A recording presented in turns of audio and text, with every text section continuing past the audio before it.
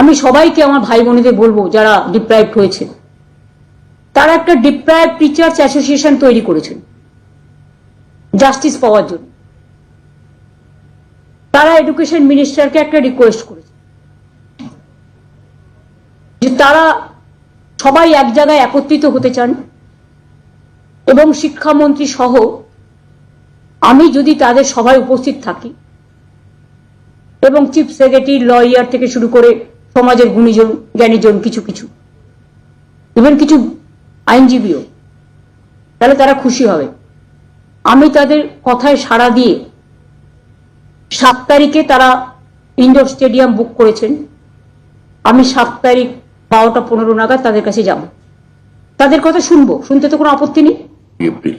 7ই April তাদের কথা আমরা শুনতে যাব এবং এটুকু বলতে যাব, ধৈর্য হারাবেন না,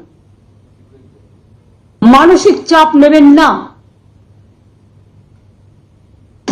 যখন প্রসেস হবে, আপনাদের তো সবাইকে অ্যাপ্লাই করতে বলেছে কোর্ট, আপনারা অ্যাপ্লাই করুন।